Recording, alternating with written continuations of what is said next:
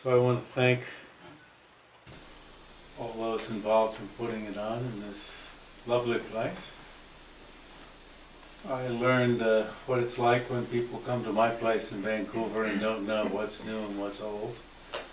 They've done supposedly a lot of remodeling and they don't know what's new and what's old. It all looks very nice. So comfortable. And I want to thank Colleen for inviting me again. And Marilyn and Barry for hosting me so comfortably, giving up their own bedroom, walling off the stairs, coming up from the kitchen. It takes a lot to put on such things. The dependent arising of such an event, right? It arises in dependence upon many causes and conditions.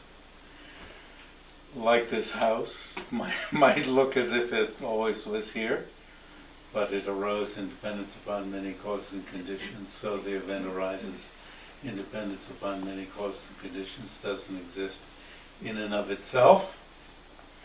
Just so that's like the purpose of my bowing down to and imagining my teacher sitting on this seat. Whatever teaching I have arises in dependence upon many causes and conditions, doesn't exist in and of itself. And if I start imagining that somehow it exists in and of itself, in myself, easy to become proud or something, and then probably I'll make a big mess of how I teach it, get into a lot of trouble, start asking you to sign up some kind of pledge to send me $50 every month, some kind of rascal. Engage in a lot of unsuitable activities, elevate myself, get carried away by the fact that I'm wearing a shawl that has no particular significance. It was given to me by the Dalai Lama, but it doesn't have any other significance than that. I have not been able to figure out how he got it, because it has no significance. Somebody gave it to him, and he had no use for it. So he passed it on to me, but he didn't tell me how he got it. It's sort of circulation of gifts, what do you call it? Regifting. Regifting, yes. I at first thought it might have come from his participation in a Jewish ceremony. And of course he would have worn it at the time, but then wouldn't have had any use for it in the future. But it turns out that it's from India and of rather special material. So probably some Indian brought it to him thinking he might be cold sometime. But he has his own robes.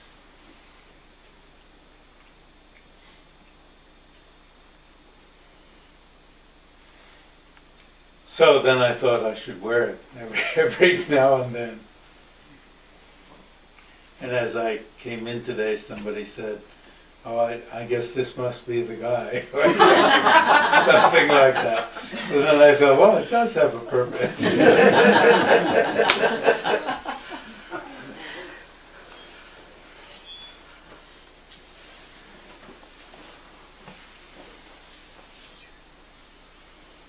Yeah. So, the 3 talks over today and tomorrow based on this book, How to See Yourself as You Really Are.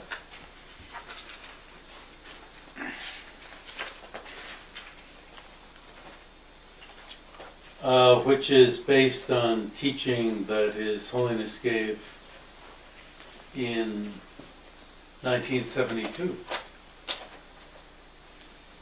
When both he and I were quite young. He's 5 years older than I am. He was born in 1935, I was born in 1940. He gave it in Dharamsala, in India. I was on Fulbright. I was specifically told not to go to Dharamsala, where he was. So of course, within a couple of weeks of my being in India, I went to Dharamsala, where I was forbidden to go. And I stayed for 12 or 13 months.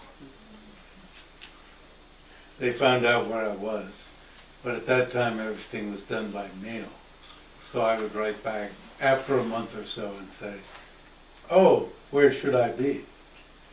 You know, and we exchanged letters that way over the course of a year, until finally they complained to Washington that I had not reported in properly or something.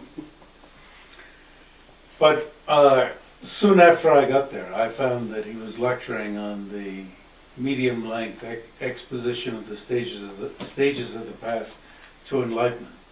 And the very last phase in that book is this section on special insight. And so, how to see yourself as you really are is not what the editor that Simon & Schuster hired thought originally the title meant, which he was scared by the title. He said, "I don't want to know what I look like." No, this is how you really are, right? In truth, in reality. And mistaking how we really are, we get into trouble. So it's not a picture. The title is not based on, here's a picture of you in trouble. It's a picture of you in truth. And by mistaking how you are in truth is how you get into trouble. So in fact, it does give you a picture of how you are in trouble by seeing how you are in truth, right? But that's not right what the title is saying. So he said, "Don't title it that way." But we did. He's the editor of Hopkins. What his book on time? What's it called? Short History of Short History of Time. Mm-hmm. What a clever title. Short. No, he never is involved in the titling of the books. But he does massage every sentence. But he doesn't get the last say on what the sentence, well, how the sentence is. I do. I have the last say. But he's great. And he's done this series of 5 books.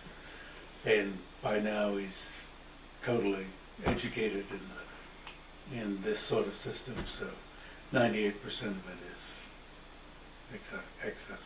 acceptable. So this is about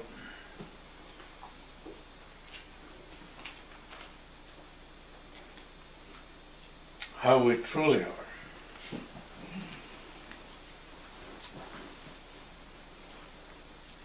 And it has to do with dependence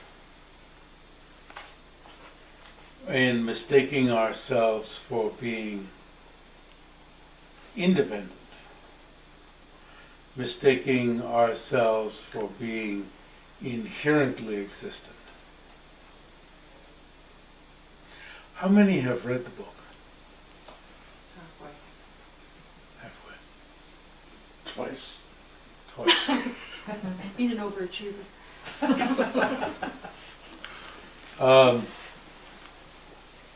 I always reread before I talk about the book. always get a lot out of it, fortunately. It'd be terrible if I didn't.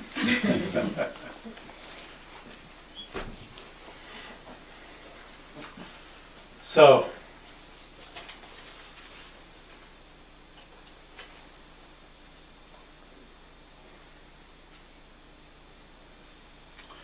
dependent arising is said to be the Buddha's focal teaching.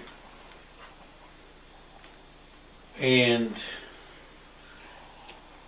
it's said to be fully compatible with emptiness. So then right away you know emptiness does not mean nothingness. If emptiness is compatible with dependent arising, there's no way emptiness can mean nothingness. And if dependent arising is compatible with emptiness, then dependent arising has to cancel something. Empty of what? So if emptiness is compatible with dependent arising, emptiness probably cancels independence, inherent existence.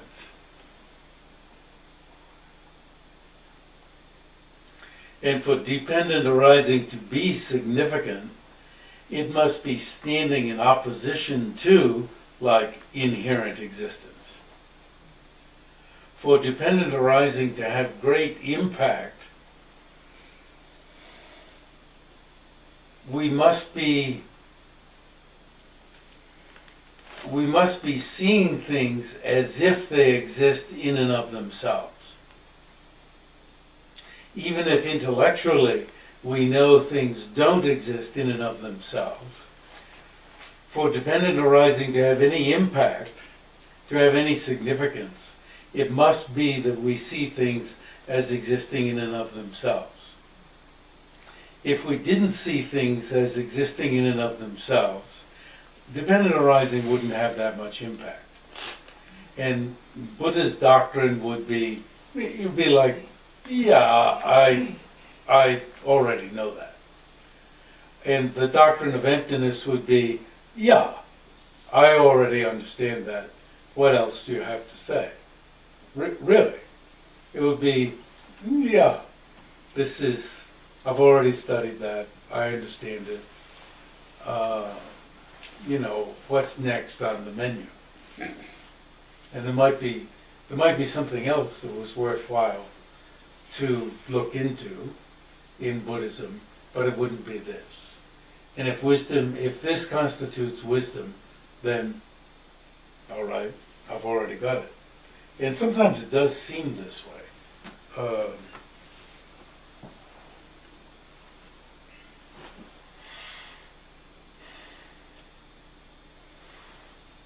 So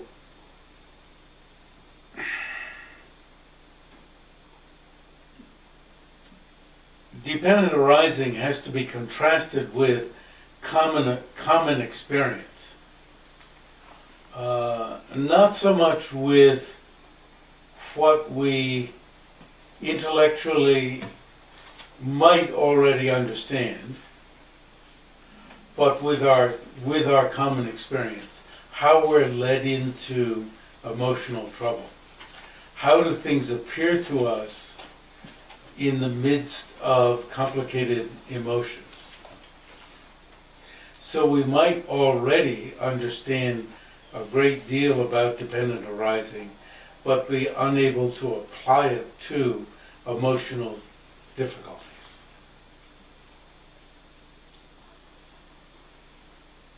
What's being said about dependent arising is not entirely new.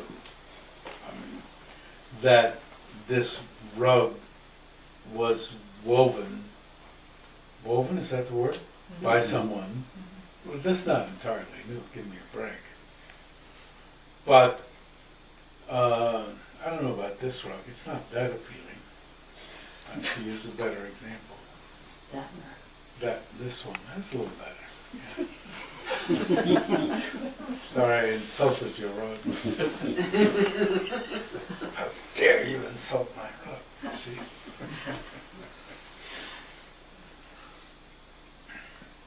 You know, when you desperately want something and will do almost anything to get it, you know, that kind of emotion, how does the object seem? Yeah. Perfect, just right. All the faults of it are obscured. I bought a rug, Tibetan rug, off the floor in someone's house in Lhasa. The woman, actually, I knew her husband. She ran a beer house right in the center of downtown Lhasa.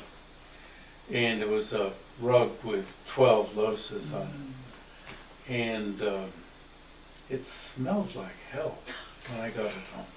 It smelled like the whole house.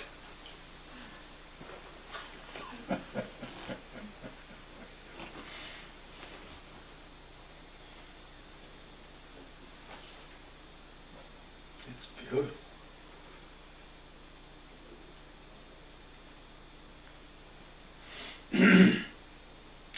So, you know, the mind of attraction, the mind that's repelled, right?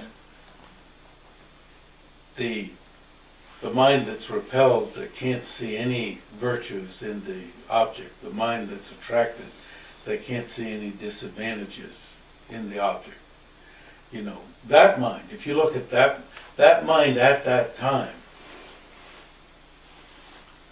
how that mind is conceiving, is accepting the appearance of the object. Oh, it's very interesting.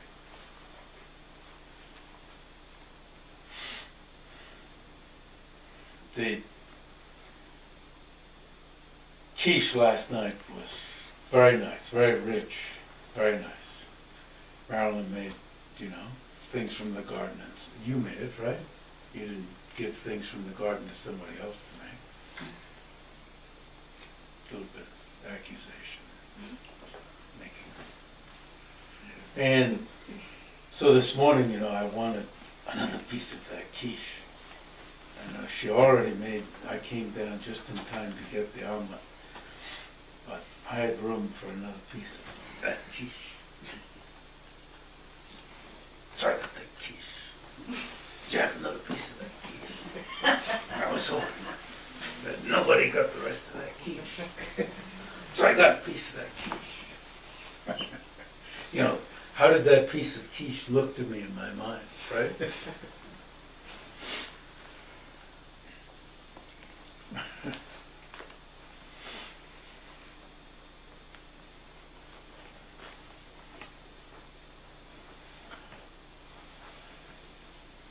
So, one meaning of dependent arising is that objects arise in dependence upon causes and conditions.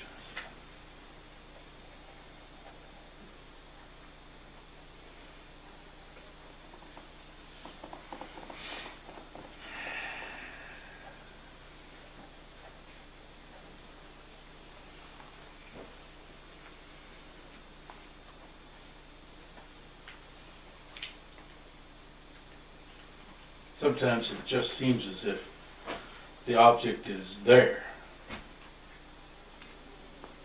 in and of itself. When you think about it at all, obviously it was made by causes and conditions. But does the fact that it's made by causes and conditions challenge how the object appears? That's the question. Does it challenge how it appears, even in sense perception? You follow? See, what's being said here is that our senses are deceived.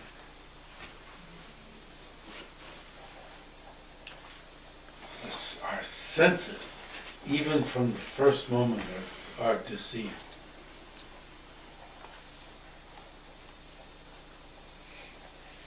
And so, agreeing with how it appears to our senses, where the mind then, mental consciousness, is further deceived.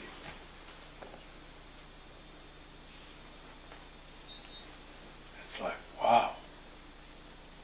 It's like you're locked. Well, what other information do you have other than the appearance of the object? And then you're agreeing. You're just accepting. You're not thinking about it, you're just accepting it. It's like a dream, right? The object appears, you're just going along with it. That's all.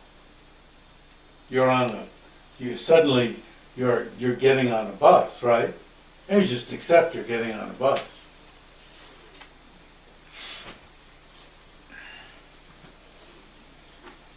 So what other information can you bring to it? You see, it's this challenge. Doesn't make any sense that, I put my head down in 150 mile and I'm getting on a bus, big bus.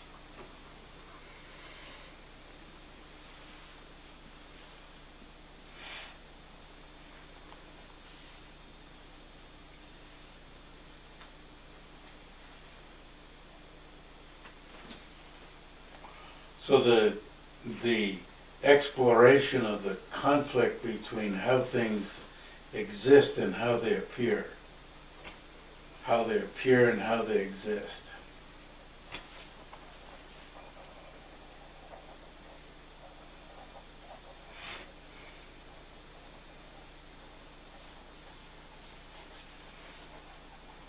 So another meaning of dependent arising is, this first meaning of dependent arising is that the effect arises in dependence upon the causes. We can't see the causes. We can't see the person. We don't see the person, right? Have you ever seen somebody making these rugs?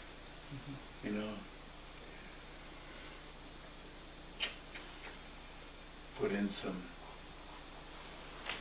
wool. To pound it.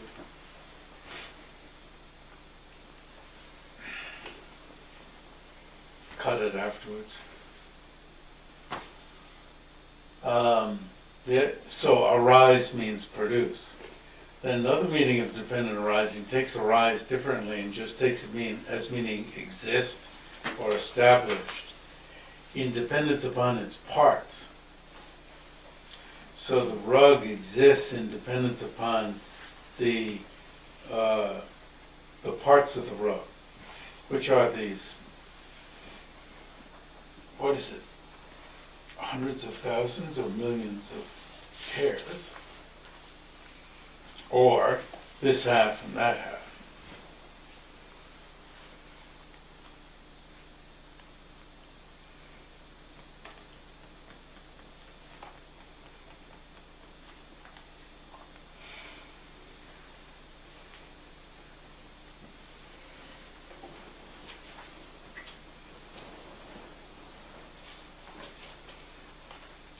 Hour arises in dependence upon minutes.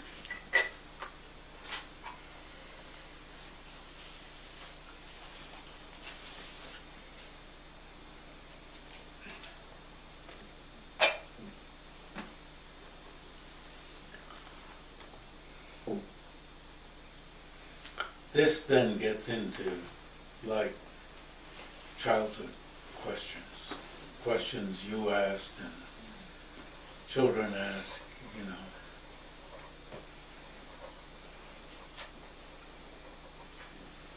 how many parts can you take away from a Mercedes and it'll still be a Mercedes?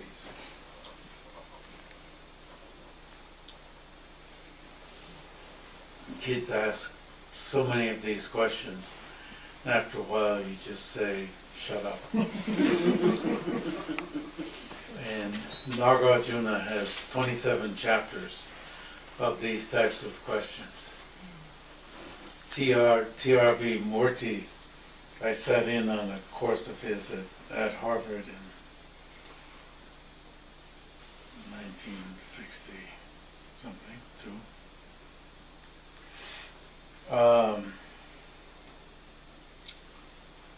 63. Spring semester. Said Nagarjuna examines things this way, ad nauseam. To the brink of nausea, or through nausea, or beyond nausea. But actually, not nausea at all. I mean, if you have a playful mind, it's really marvelous. It loosens you up. You know, this house, you know, you feel this marvelous house. And you start looking for the house. You know, how many rooms does this house have? 1, 2, 3, 4 downstairs, 5 upstairs, 3 bedrooms, 2 bathrooms. 8, 9, 10. There's a lot of meditations done this way. You know, you two have been taking care of this house, and then you start searching for the house. Is the house with 10 rooms this room that we're in? Do you think this could become exciting? You could sort of think, let me out of here. This is what I came so far for. We had this guy talk about this, wearing this robe from the Dalai Lama that doesn't mean anything. This room isn't the house with 10 rooms. That room over there isn't the house with 10 rooms. The kitchen isn't the house with 10 rooms. Or is it? The TV room isn't the house with 10 rooms. The sunroom isn't the house with 10 rooms. Your bedroom isn't the house with 10 rooms. That bedroom isn't the house with 10 rooms. After a while you start thinking, damn it, it is. Or is it? That one up there isn't the house with 10 rooms. Wherever you look. This one, this. So anyway, the house exists in dependence upon these rooms. A little disturbing. Where's this house that exists in dependence upon the 10 rooms?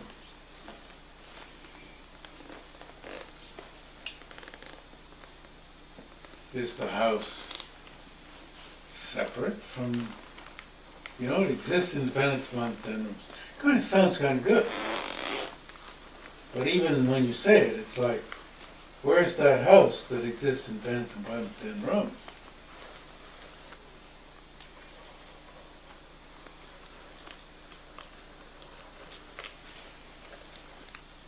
Dependent arising.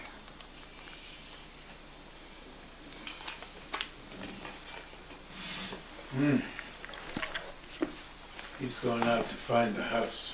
What's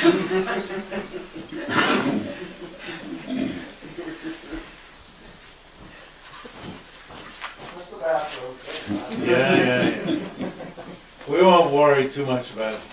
We'll give you an hour.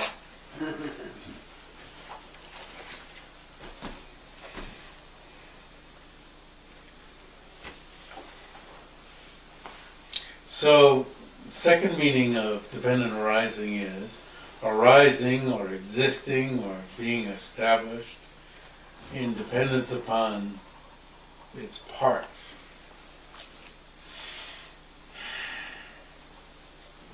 And when you think about it, everything is subject to this analysis.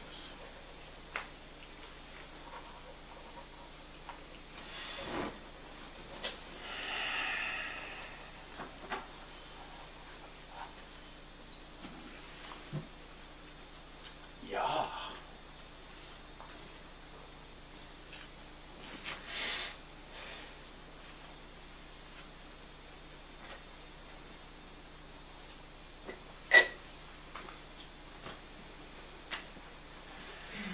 So the way this book is written, there are encapsulations of the important points of the teaching as you go along.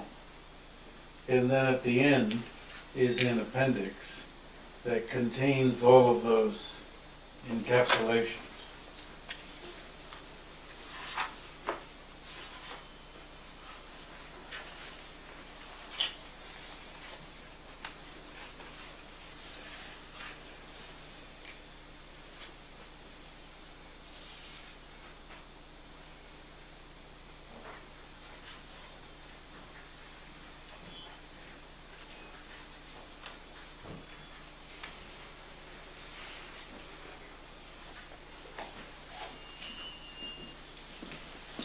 And you might take a look at these in between sessions. Page 237, and there's, enough of you have copies so that those of you who don't have copies could, steal other people's copies when they're not looking. And so forth.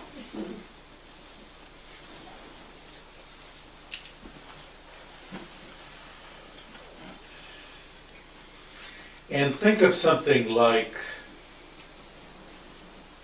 you all came in a car. You didn't take a bus. The car you came in, it's not unthinkable that a tractor drove out here today and smashed up your car, right? You were expecting a bulldozer, and it came and flattened somebody's car out there, all right? And you think, where's your car? Would you mind pointing to your car? Could you point, please? Let's see. The car I came in is over there, yes.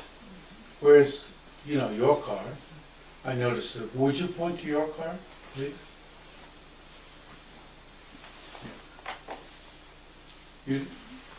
Oh, okay. And you didn't come in a car? Oh, okay. You came in my car. Yeah, well, that's all right. One point is not sufficient. Everyone has to point.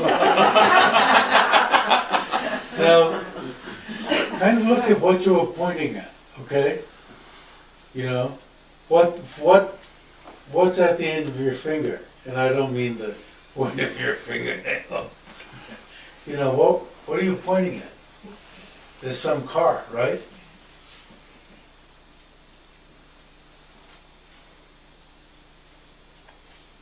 There's something over there.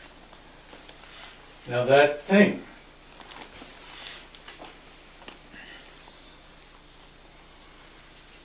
about which you have some concern, because I've got to get to the airport tomorrow, right? And it was just flat. Maybe it was flat.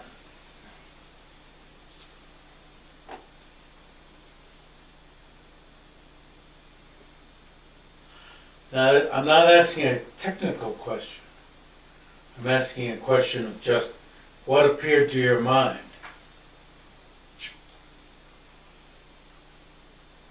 I'm not asking a philosophical question. I'm not asking a reflective, kind of philosophically reflective. See, I can't even say it because I'm tuned into, sort of emotion, right? What else would you call it? Well, attachment, I don't know. I don't want to put a pejorative on it. It just means ordinary life, right?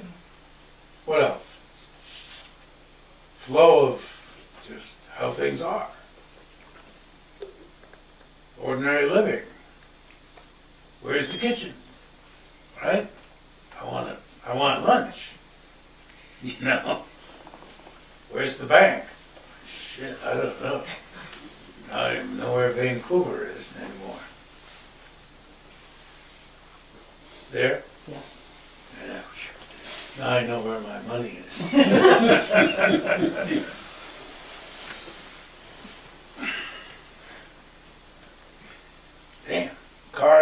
still over there, right? Hope so. Are you sure it wasn't flattened? I'm gonna have to take a look. You know, that one really. I'm gonna get to the airport. My car's gonna be flattened. My 1991 Subaru.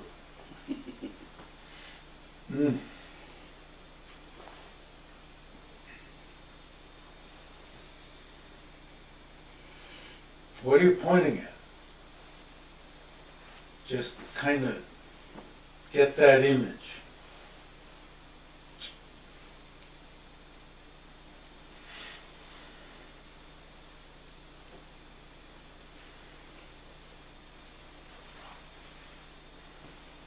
You know, say the Eiffel Tower.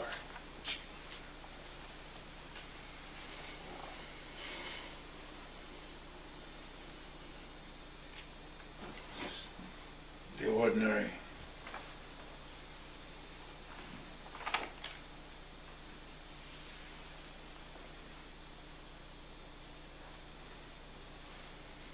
Is there some needle building in Toronto? Mhm. Does it got a restaurant up top? Does it have a restaurant? Revolving restaurant? What's it called? CN Tower. CN? Canadian Canadian National. National Railway Tower. CN Tower. We all know where it is, except me. I'm a new Canadian. Somebody said, "You're not a Canadian. You're just a permanent resident." Then she said, "Well, but you can do everything a citizen can do." I said, "Well, let me be a Canadian."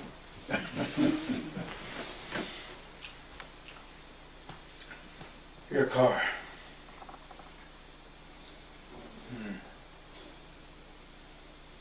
Yeah.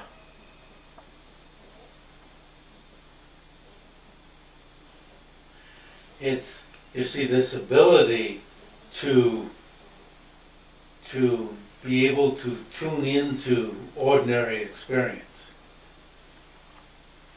to not flip into the sort of reflective, philosophical, I've studied this, I've studied that mode.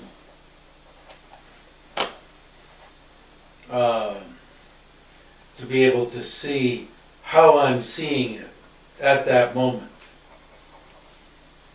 And it can be, you know, if you're angry or something, it can be really ugly. You know, even yourself can look really awful. Or the other person can look, you know, really atrocious. It can be embarrassing.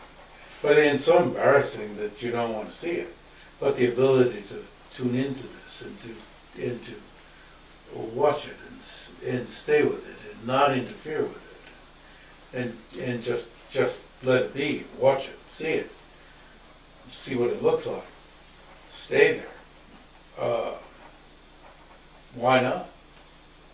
I mean, because when you get angry, it just stays there, right? And here, you're developing an ability to just to let it stay there and watch it without interfering with it, without wiping it out.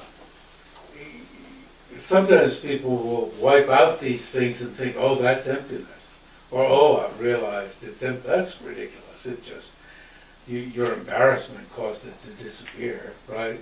Or your watchfulness was too strong and it disappeared. Follow me? Watchfulness was too strong and it disappeared.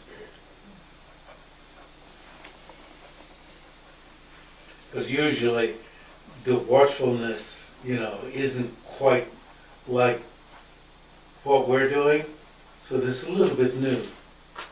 So the watchfulness has to be, what, a little bit, I don't know, non-interfering, or I don't want to call it subtle, but it is something a little quiet, or what would you call it?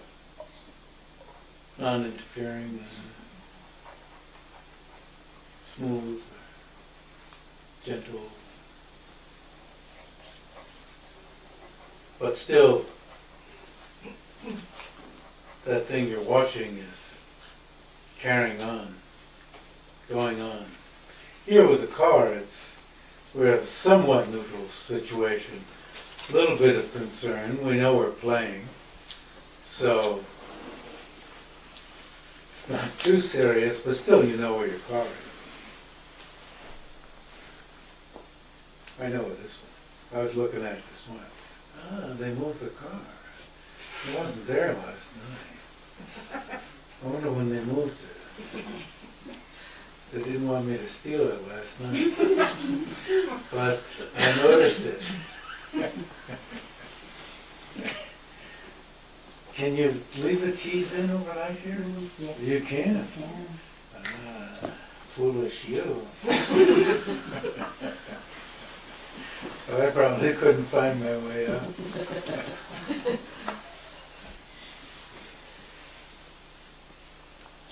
That's a real skill, and it's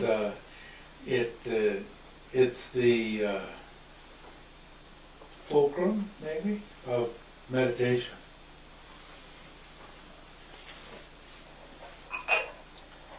In meditation,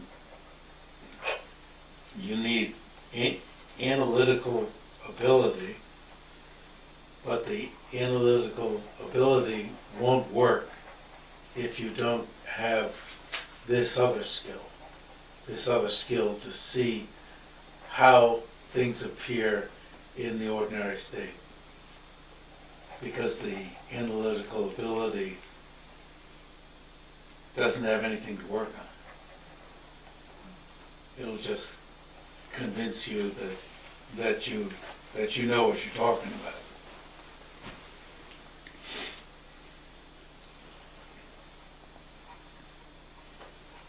You know, by now I then would be thoroughly convinced that I know what I'm talking about,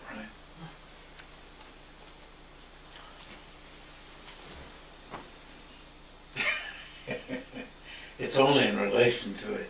It's having an applicability that you see, oh,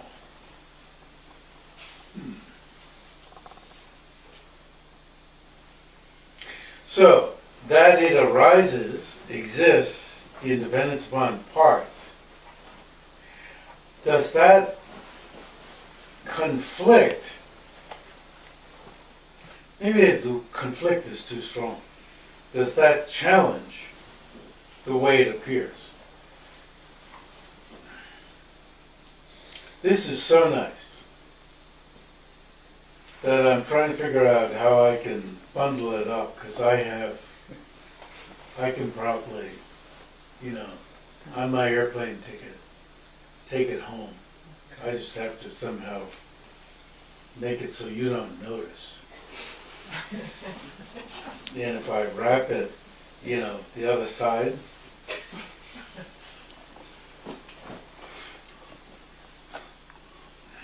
does it conflict?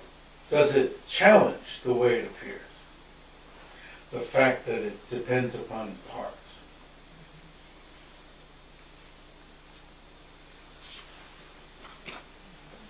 So you see, I'm already jumping.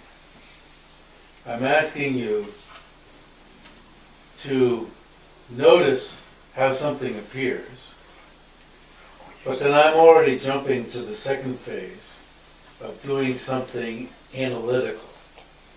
And I'm asking you, does the fact that it depends upon its parts challenge the way it appears? Whereas if I was more skilled at teaching, I would leave you only with the first step. But I'm not skilled at teaching, so I'm giving you the second step and confusing you right away.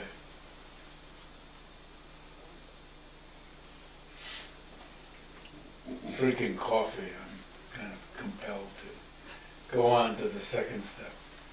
So, in other words, I'm calling your attention to the fact that you read a book, you have to slow down and do steps one by one. Do this first step. Do it. Might take a week, might take 2 weeks, might take a month, might take an hour, might take only a few minutes, okay? And then this second step of, one meaning of dependent arising is, it arises in dependence upon its parts. Arise here doesn't mean produce, it means exist. Does the fact that it exists in dependence upon its parts challenge the way it appears?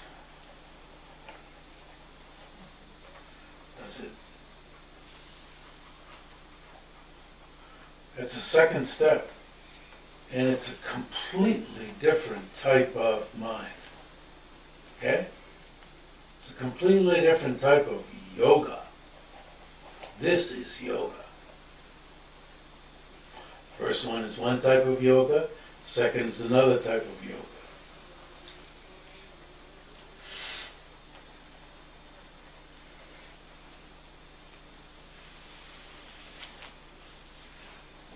Now, having said that,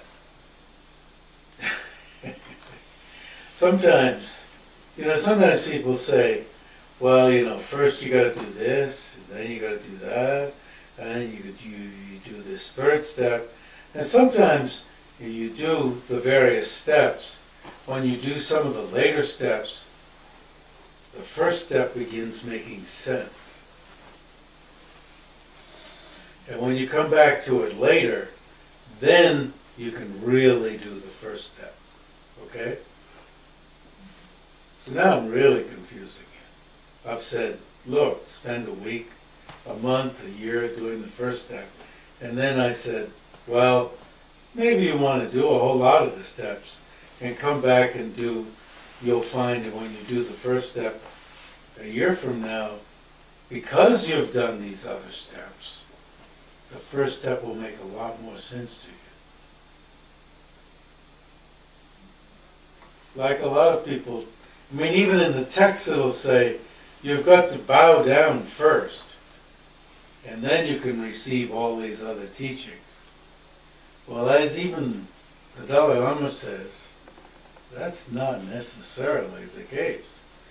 You receive these other teachings, you think about them and so forth, they make a lot of sense, then you may feel to bow down. It works quite a different way.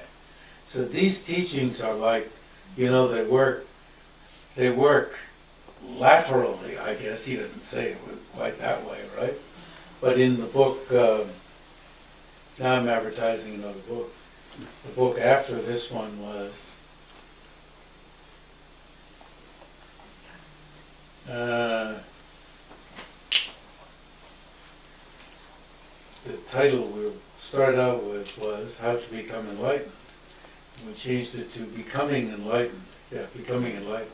Makes it very clear that it's like lateral. This step helping with that one, that step helping with this one, and even though we lay it out this way and say you've got to do it in this order, that's not the way it works.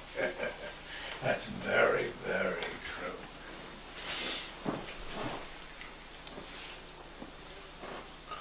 Yeah.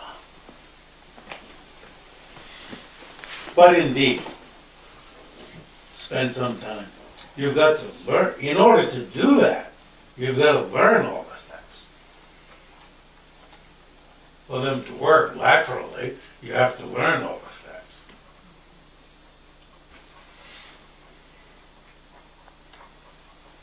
Where was your car? Please point.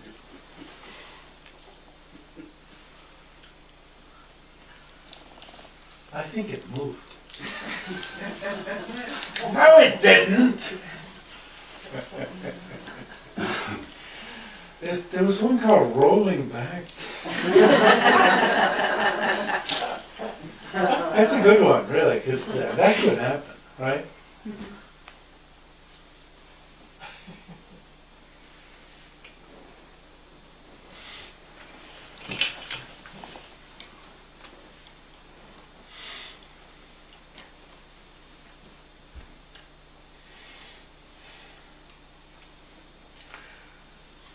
I was studying once with Geshe Rabten, and we used to study way up on the hill in Dharamsala, in his mud.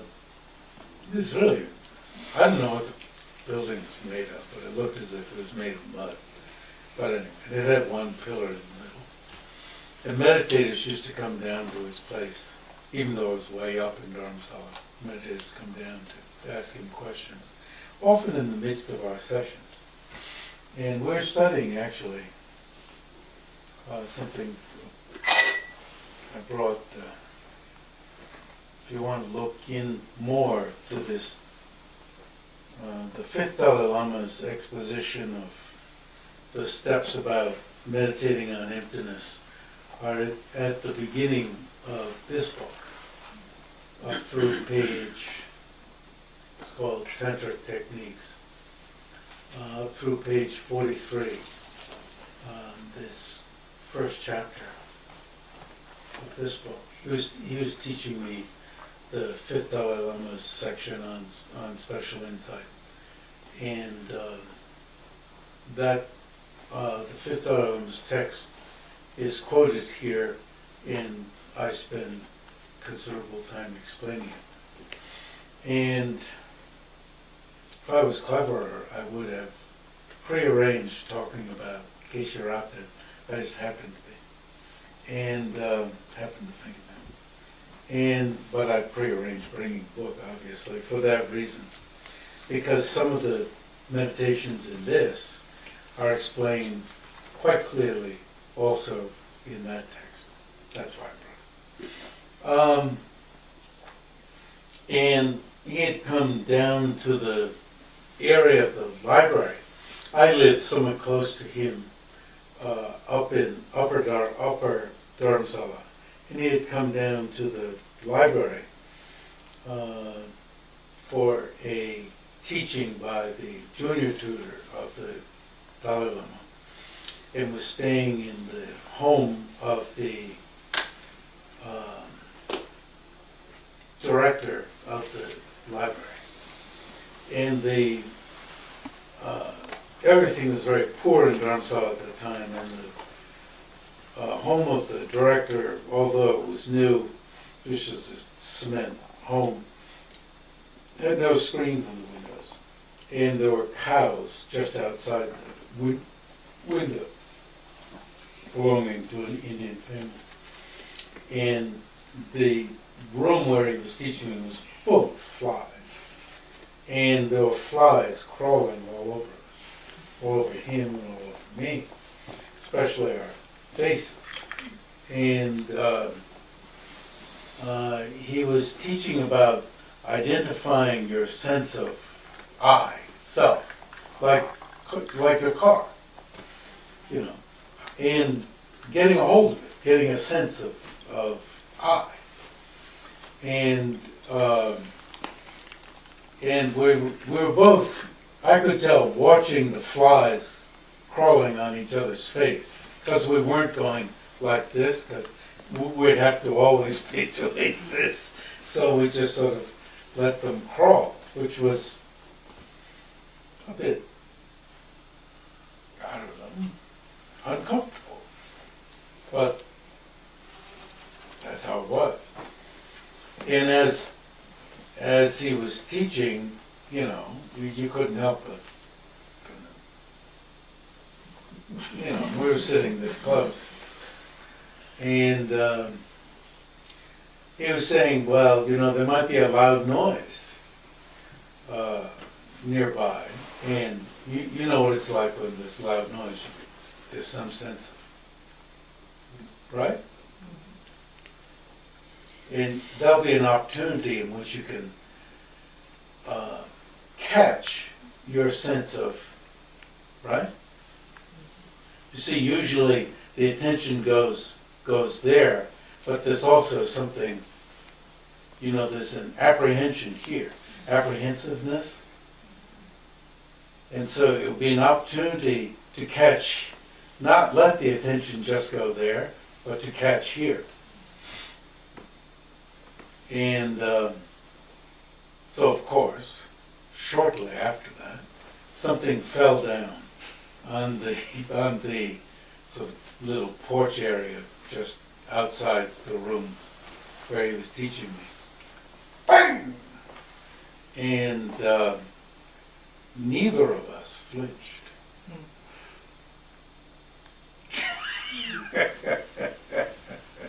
It was very funny. But what we did have, really, was this sense of the self that was watching the flies, walking over the face of the other person. And the sense of the self watching the other person, and yet mainly paying attention to the teaching. That's very interesting. So there are, you see, the sense of objects inherently existing occurs at all times because our senses are infected with that. But it takes something a little bit more dramatic for us in the state we're in to get a clearer sense of it. So such instances as when you get up at night and you're walking in the dark and you stumble against something, right? And there's a coalescing inside. And you could stay with that. Oh, what's that? What's that like?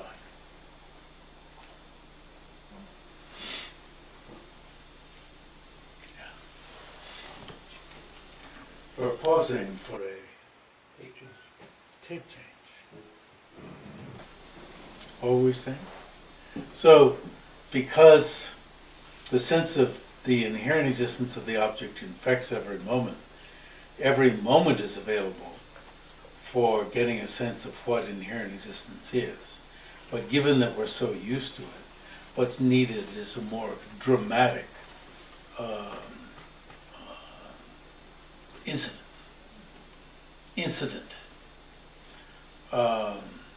So various situations are suggested, like somebody, praising you, telling you what a marvelous job you've done, and you're feeling so happy. And maybe they give you a piece of candy or something like that, and somebody gives you a piece of candy, especially if it's chocolate, especially really good chocolate, really dark chocolate, something above 70%. Then it's like, so, right, something.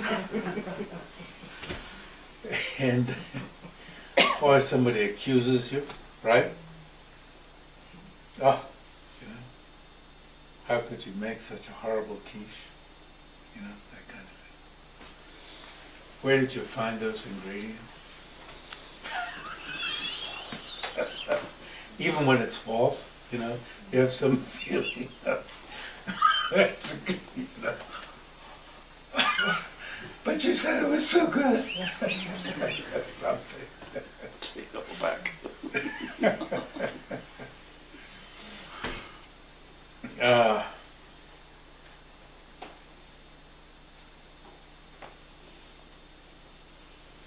And this experienced in so many different ways, right?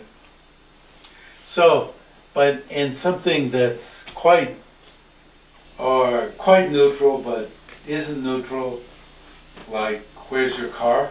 Really great, really great.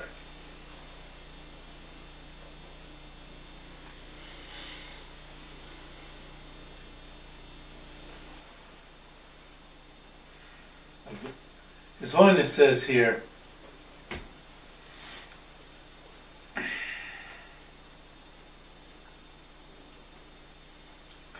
it's good to start with yourself because yourself is at the center of the mess.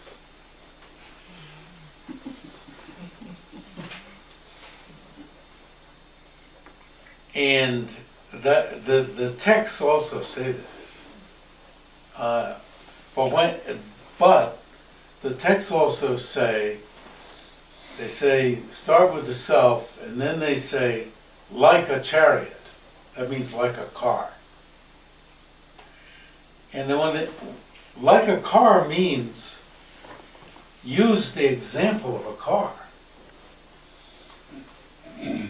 Using the example of a car means it's easier with a car than it is with yourself. Which means start with the car. Something a little bit neutral. So you can get some idea of how the procedure goes, and then apply the procedure to yourself. And again, this is not like you have to do it this way, and because kind of bouncing back and forth from house or car to self to something else, the one will enrich the other. But doing something a bit neutral, which a car isn't, but a bit neutral, right? It's a bad pun.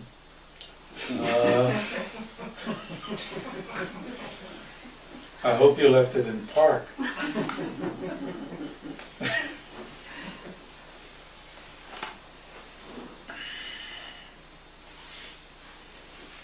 There was a really weird car in front of me going to the airport yesterday. And I thought, oh, am I going to crash trying to get a look at that car? And I'm thinking all these kind of Buddhist things, and I shouldn't be attached to just want to take a look at that weird car. But I just kept watching. I could hardly, it was two cars in front of me. It was a really weird looking car. And I finally got up by the side of it to take a look. Yeah, it's just a weird looking car.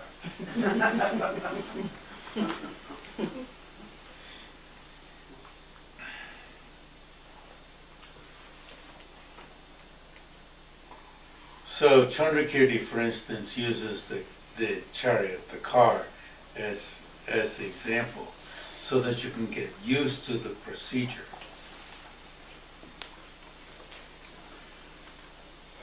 And you have to say it's not with a sense that you could fully realize the emptiness of inherent existence of the car, but you can get used to the procedure. And probably why you couldn't realize fully the absence of inherent existence of the car is that there's such a mess associated with the self that would prevent realizing the emptiness of inherent existence of anything else. Because Aryadeva says, if you realize, and Buddha also, if you realize the emptiness of one thing, you can realize the emptiness of any other thing. So that means if you have such horrible problems with one thing, you're not going to be able to realize the emptiness of any other thing. I'm turning that on its head. If you have such horrible problems with one thing, you're not going to be able to realize the emptiness of any other thing. That's really very helpful. And so, His Holiness, when he begins that chapter, says, yourself is at the center of all of the mess. And therefore, he says it's easier to realize the emptiness of the self. So I was thinking about this the other day. Well, easier, yes, because you couldn't realize the emptiness of anything else until you realize the emptiness of it.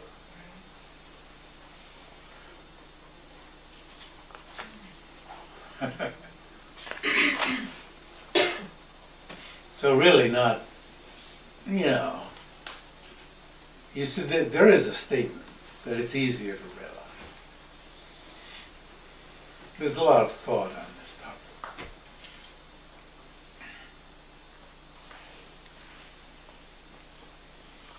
Which is not to say you have to get rid of all of your problems, right? One by one, all the attachments and all of the hatreds and so forth. Do you follow? Because there's something, some basic thing underpinning all of these problems, and that's this basic ignorance. So when you start shaking up this basic ignorance, you're shaking up all of these problems, which does make for some difficulties, because your personality is then, which is set up around all of these problems, is getting shaken up. So then that's why there's this plethora of practices for impermanence, love, compassion, right? Otherwise, I think it could be that you start shaking up ignorance, you could get quite hateful, stirred up, get quite overly attached even, you know? So there's a lot of sense to a great many of these practices you find in the stages of the path teaching, like learning how to take joy in other person's prosperity. Just even hearing about the practice of taking joy, even just hearing, wow, taking joy that some other people are younger, handsomer, more beautiful, and richer, you know?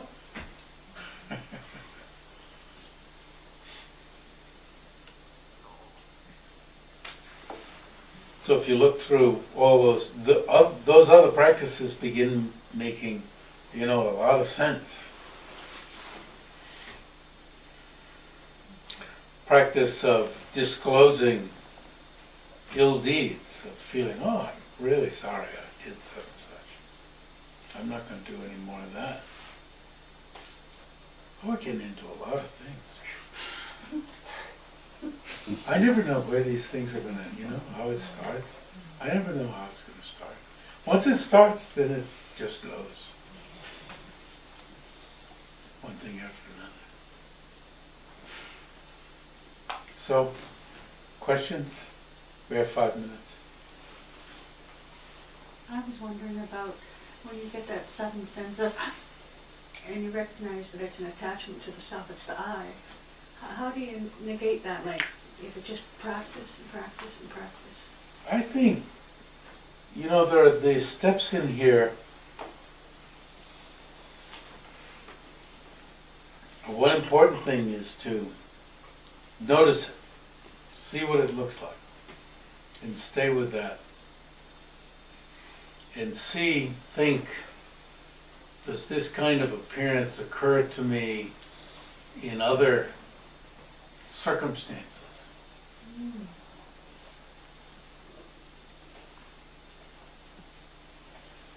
Negating it means to undermine the consciousness that believes in it.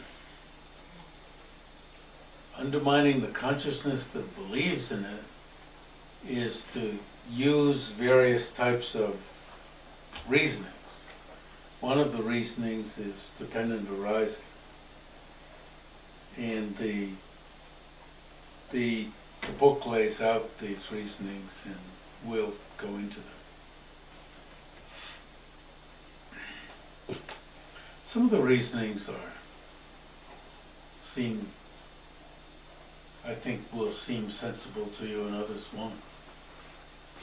And I think it's helpful to react to them and think, oh, this is senseless, this is sensible. This one strikes me as maybe okay, and this one is just totally silly, because it's got to, even though, let's see, we're talking about mind that, a type of yoga where you're watching how the mind ordinarily works.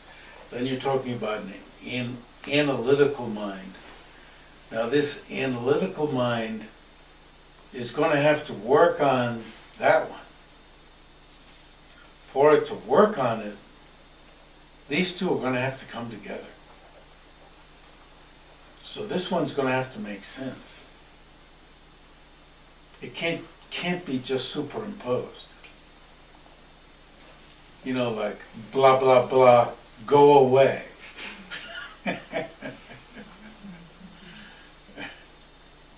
Oh, it's not produced from self, other, both, and neither. Go away. You know, it has to make sense. So it has to come down to really being felt.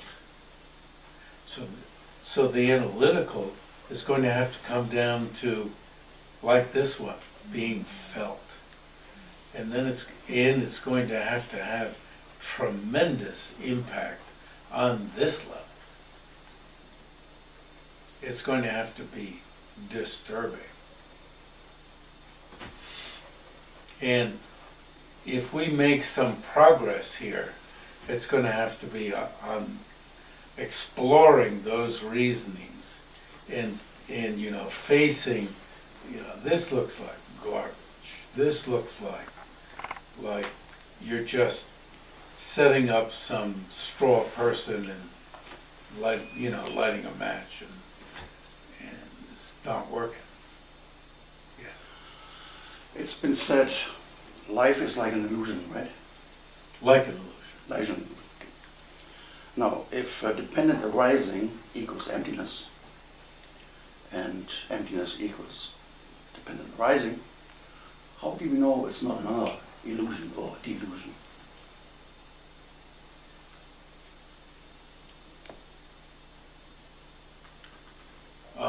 That's okay. It's 11:29. Let's leave that for later.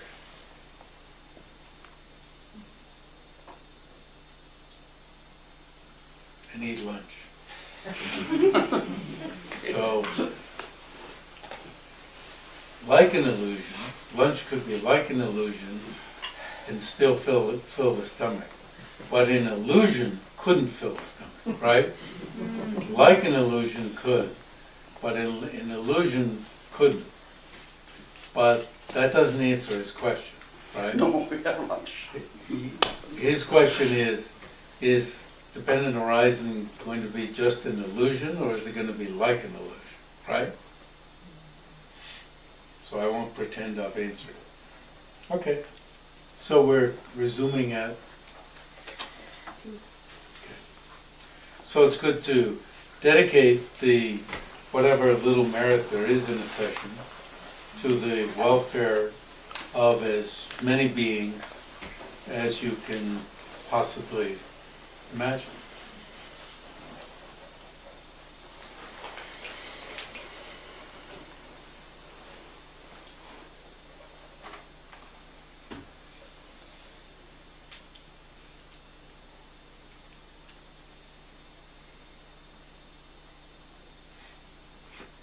Yeah.